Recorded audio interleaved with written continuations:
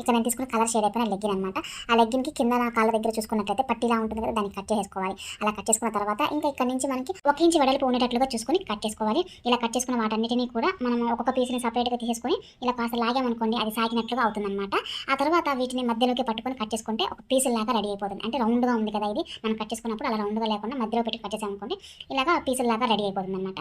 ఆ తర్వాత లెగ్గిన్ నడుము దగ్గర ఎలాస్టిక్ ఉంది కదా, అలా ఎలాస్టిక్ అనేది కింద వైపుకి వచ్చేటట్లుగా ఇలా పెట్టుకొని అన్ని వైపులా కూడా కరెక్ట్గా ముడతలు లేకుండా చూసుకొని దానిపైన ఇలా మనం చేతి అనేది పెట్టుకొని మన చేతి కంటే కూడా 1 ఇంచ్ ఎక్కువ ఉన్నట్లుగా అన్ని వైపులా కూడా రౌండ్గా ఇలాగా గుర్తుపెట్టుకోవాలన్నమాట. అలా గుర్తుపెట్టుకున్నట్లుగానే కట్ చేసుకోవాలి. కట్ చేసుకున్న ఈ 2 పీసుల నుంచి ఒక పీస్ అనేది తీసుకొని దీనిపైన ఇంతకుముందు మనం కట్ చేసుకున్నాం కదా, కట్ చేసుకున్న ఈ పీస్ పైన పెట్టేసి అంటే ఒకదాని పక్కన ఒకటి పక్క పక్కన వచ్చినట్లుగా కరెక్ట్గా సెట్ చేసుకొని కరెక్ట్గా మధ్యలోకి మనం ఒక మిషన్ మీద ఒక స్టిచ్ అనేది వేసుకోవాలి. ఇంకా ఈ పీస్కి కింద వైపున ఖాళీగా ఉంది కదా, అక్కడ కూడా ఇలానే ఈ పీస్ అనేది కరెక్ట్గా సెట్ చేసుకొని అంటే పక్క పక్కన సెట్ చేసుకొని మధ్యలోకి స్టిచ్ అనేది వేసుకోవాలి.